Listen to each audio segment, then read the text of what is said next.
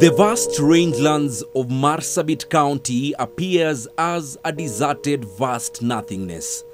But here, painful stories abound of pastoralist communities struggling to make it each day as the prolonged drought moves from bad to worse.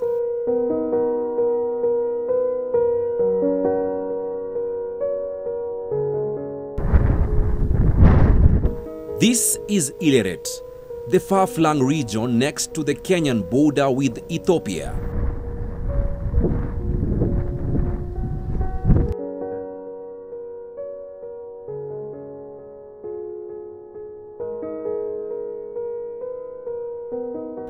It is home to the Dasanach community, and here, families are counting their losses and graves too.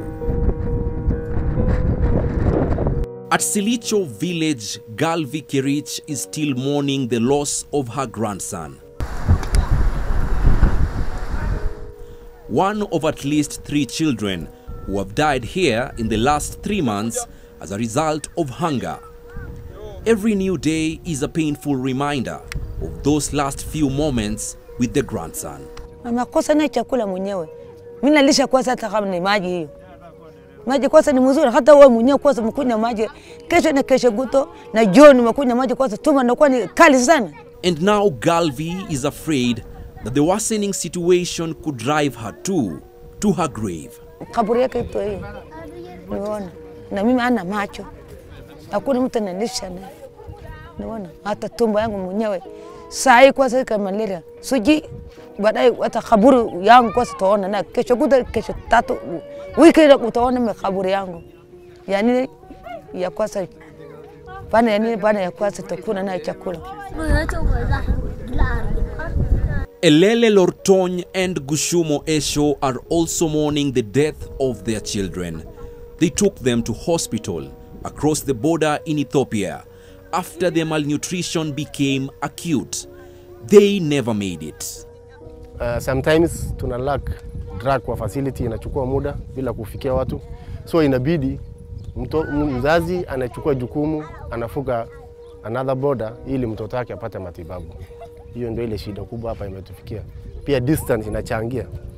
Kitambo orders ya process ya kuorder dawa kutoka huko sio ati imekosekana, lakini inachukua muda mrefu sana. So facility haina dawa. So itabidi mzazi aweze kungangana hata kama ni mbuzi yake auze, aweze kufikisha mtoto the next nearest across the border. For lactating mothers such as Melkite, the drought is a double tragedy. With no food to eat, the lack of breast milk is now threatening the lives of their children.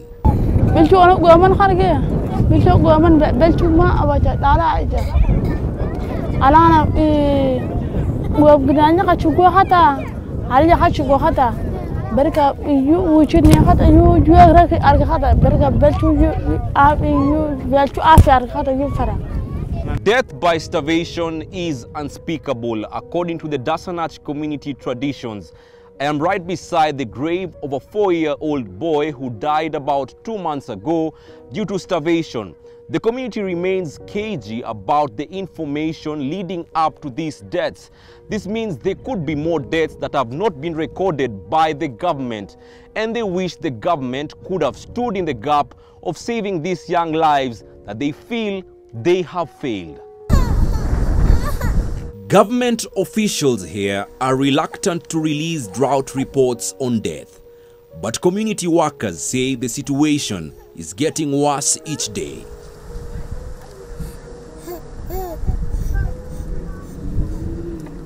Juzi iliripotiwa kwamba kuna watoto kama 12 ambao waliangamia. Kati ya watoto 20,000 wale watoto wako chini ya miaka 5. Watoto walifariki kweli na apart from malnutrition. Hii watoto pia wanaathirika na magonjwa inawakumba sana. Hiyo kwa mfano saa hii ya maji. Si unaona mtoto ameanza kuwa na diarrhea, amedevelop sunkenise, amekuwa dehydrated, emaciated. Apart from hiyo, so hiyo mgonjwa kwa sababu maji chafu anakunywa, so you see sasa anaumia anapoteza hiyo, anaendesha, labda anatepeka, shida nyingine. Apart from malnutrition, hiyo magonjwa pia ndio inachangia pia hata inaua hiyo watoto.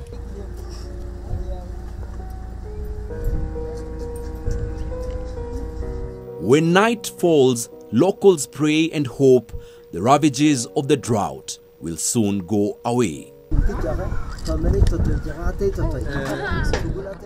Arkol Janchukulu buried his son right beside his manyata, perhaps to keep the memories nearby. He marks his grave for us with his feet. And ubayush woman, the Alef Fursicaile, the Alef Fursicaile gon Yago wasat Sibitali Gorlin again, Ubayashigo. You get it then. He fears for his other children, and he says he has lost all his livestock and is now unable to fend for his family. Molo is constructing a new home after losing her child to starvation. According to Dasanach traditions, one must move away from their home if their child dies. They believe it is a bad omen, and so Molo will be moving out soon. But she says the scar of losing her child will remain permanent. The elderly have also been affected. They grow weaker by the day, spending days outside their manyatas, waiting for help, mainly surviving by eating wild fruits. Serikali inaleta chakula nchi watu mingi. Abana mali yote nakula nakusha. Serikali inatembea. Serikali inatembea.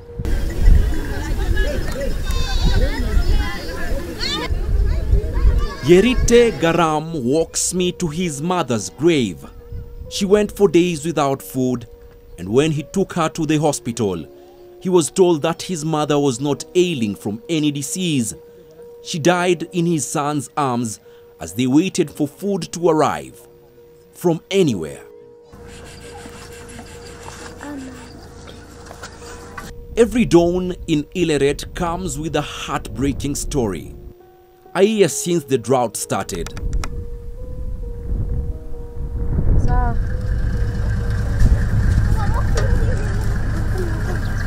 12-year-old Yerat Anjale is too weak to walk and pleads for help as we make our way near his village. We carry him home.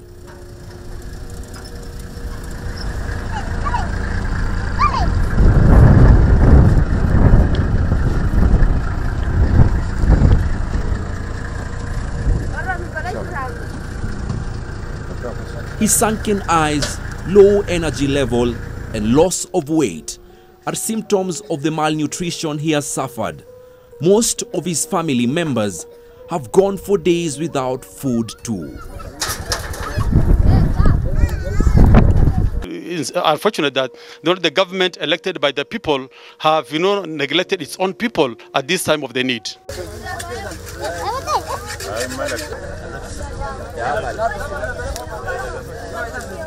Children and their parents are fighting for survival by all means. This is Bubua village at the border of Kenya and Ethiopia. Children here are the main laborers, filleting fish brought by fishermen from Lake Turkana in exchange for fish bones as their pay and their meal.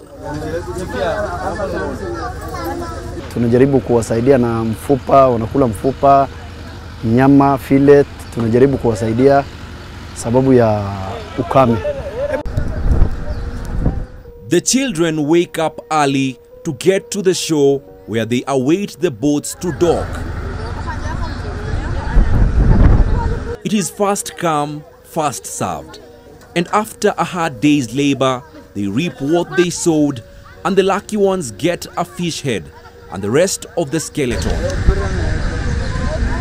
It's child labor at play here, but they say they have no choice. Surface na samaki. Wanafanya surface, ndio wanachukua sana wanapenda mfupa. sababu ya supu, sababu iko na nyama ndogo ndogo wanaenda kupika, wanaenda kukula.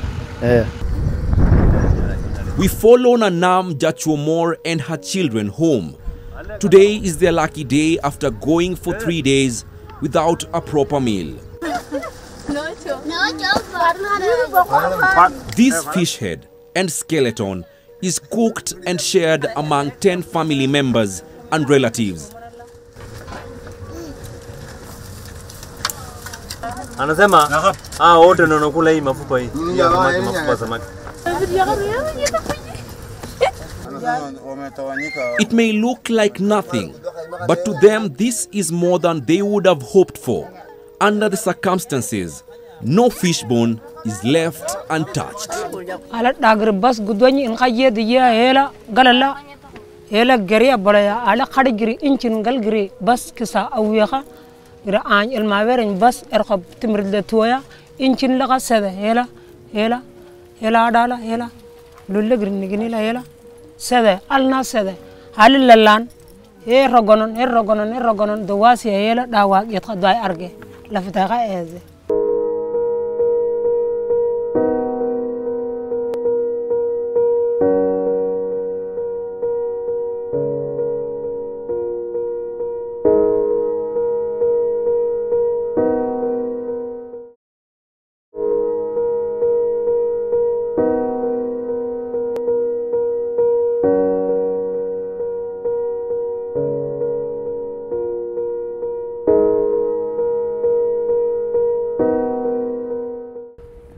Sisi watu wa Dasanach tuna feel kuwa tumekuwa neglected kabisa by both government, by national government na county government, ambayo tuna feel huwa tunasema ni karibu na kwetu.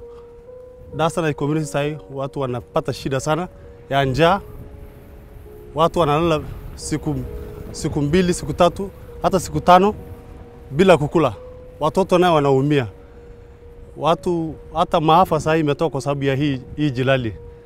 Sisi kama watu wa Dasanach tunaomba msaada kabisa ya chakula, urgent food support, kwa sababu tukiendelea kama hakuna msaada itakuja kwetu at this time, sijui tutakuwa wapi. Tumepata shida sana.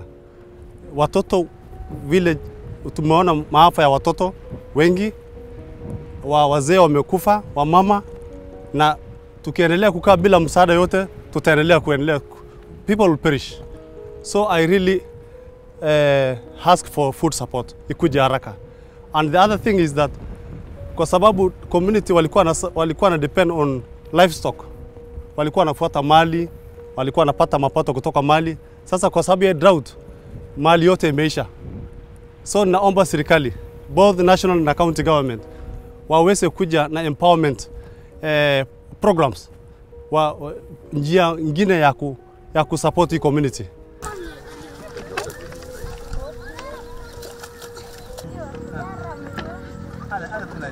In this swamp on the shores of Lake Turkana, hungry families have resorted to the roots of these reeds just to keep their bellies full.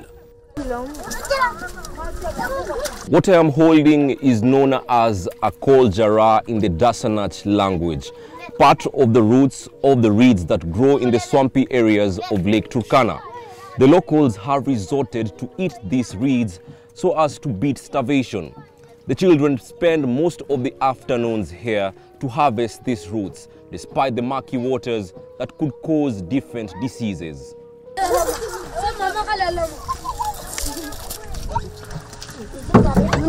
When hunger pangs bite, the children eat directly from the swamp instead of harvesting.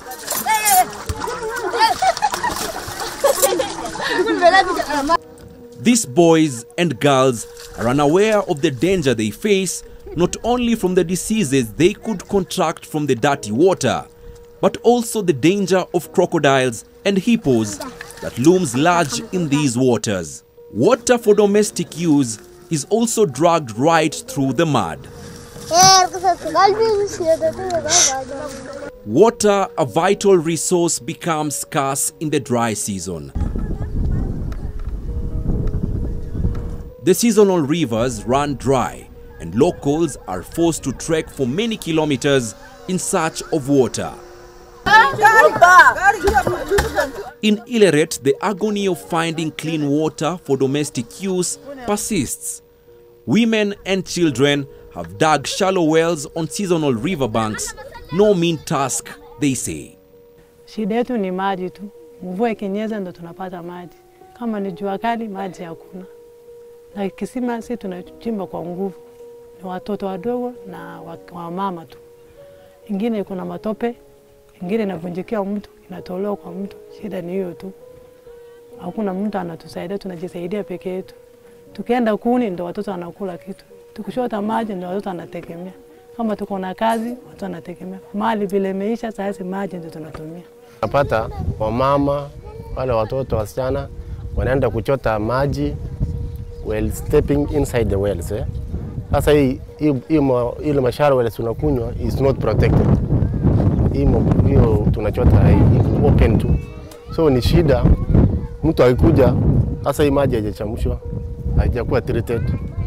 So hii pia inadhuru pia watoto kwa njia nyingine, mambo ya diarrhea cases, sometimes outbreaks ya hii magonjwa kidogo hii ya water related borne diseases.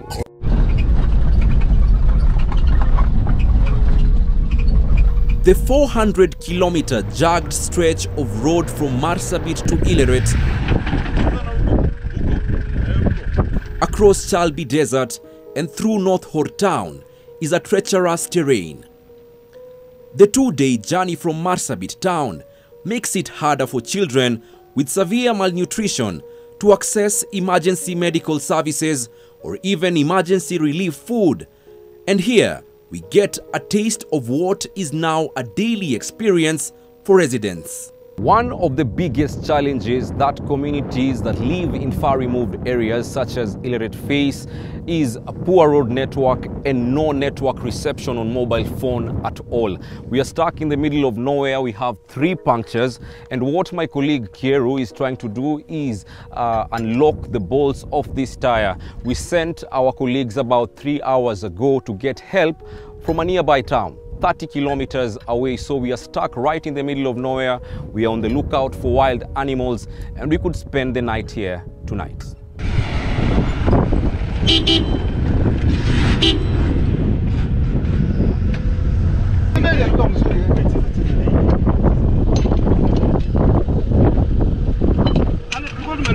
Hours later, help arrives, and we make it to Illeret before midnight. But this could have been worse.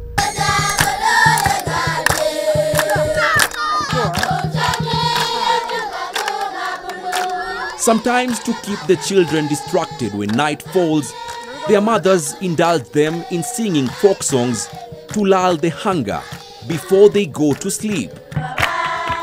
Many of these children may have gone to bed hungry, but they still manage to sing on top of their voices just to keep their traditions alive. This is a face of joy and hope in the midst of despair.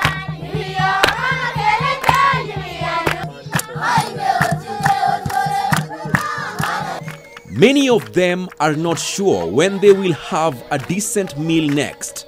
The competition for the scarce resources, pasture and water have caused conflict among neighboring communities.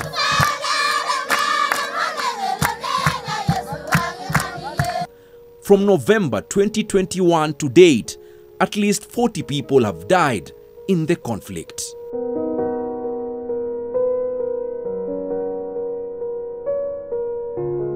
The fierce heat has left behind a trail of desperation among pastoralist communities living in northern Kenya.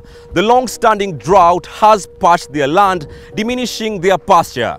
This has caused strife among the neighboring communities, and the concern now is how much longer will these communities endure this drought with insufficient aid and more deaths reported with each passing day. They feel they've been left for dead in the desert.